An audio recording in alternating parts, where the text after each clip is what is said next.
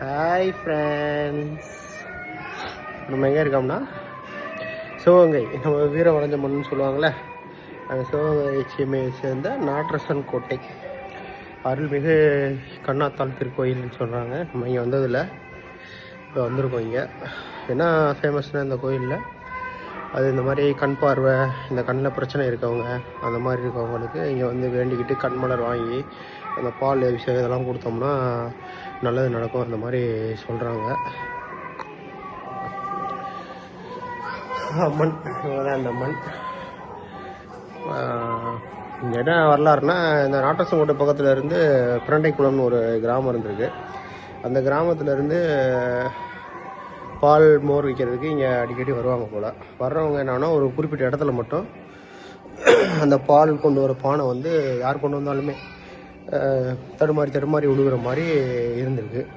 தொடர்ந்து இந்த மாதிரியே நடந்துக்கிட்டதுனால அவங்க வியாபாரம் பண்ண போகிறவங்க எல்லாம் பார்த்திங்கன்னா இந்த மாதிரி கொண்டு போய் அங்கே வியாபாரம் பண்ண முடியல. என்னடா ஒரே சோதனையாக இருக்குன்னு சொல்லிட்டு அப்போ அங்கே இருக்க, அப்போ மன்னர் காலம்னு நினைக்கிறேன், அப்போ மன்னர்கள் யாருன்னு தெரியல, அதுக்குள்ளான வரலாறு சரியாக பார்க்க முடியல. அப்போ பால் இதை பார்த்திங்கன்னா அப்போ அவங்க அங்கே இருக்க மன்னர்கிட்ட அப்போ போய் முறையிடுறாங்க, இந்த மாதிரி இந்த இடத்துல மட்டும்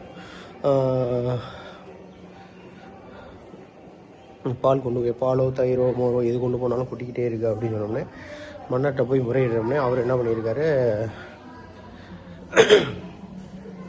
அந்த இடத்துல ஒரு ஆளுகளை விட்டு அந்த சம்மந்தப்பட்ட இடத்துல தடுமாறுற இடத்துல வந்து கடப்பாறை வச்சு நோண்டிருக்காரு. கடப்பாறை வச்சு நோண்டுறப்ப அந்த இடத்துல வந்து ரத்தம் குளிச்சு வந்ததாகவும் அந்த கடப்பாறை வச்சு தோண்டினவருக்கு கண்ணு போனதாகவும், அதுக்கப்புறம் அந்த இடத்துல தோண்டி பார்க்குறப்போ ஒரு அம்மன் சிலை இருந்திருக்கு. இந்த அம்மன் சிலை இப்போ அவங்க ஊருக்காரங்களாம் எல்லோரும் சேர்ந்துட்டு அம்மன் சிலையை தூக்கிட்டு வந்திருக்காங்க. தூக்கிட்டு வந்தப்போ இங்கே ஒரு சிவன் கோயில் இருக்குது.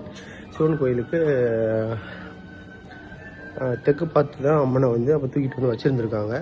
வச்சுட்டு ரொம்ப வெயிட்டு கனமாக இருந்ததுனால என்ன பண்ணால் அவங்க தூக்க முடியாது, வச்சுட்டு காலையில் போய் எடுத்துக்கலான்னு சொல்லிட்டு தெற்கு பார்த்து வச்சுட்டு போனது. காலையில் பார்த்தோம்னா வடக்கு முகம் பார்த்து வந்து அந்த சிவன் கோயிலுக்கு இதுக்கு வடக்கு முகம் பார்த்த மாதிரி அப்படியே போய் இருந்துருக்கு.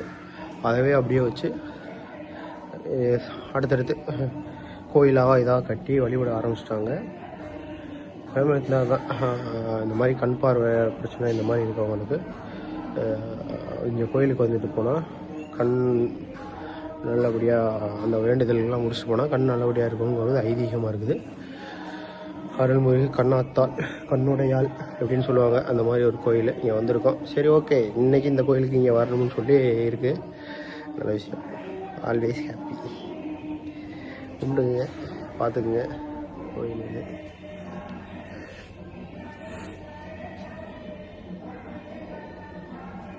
கோபுரம் எல்லாரும்.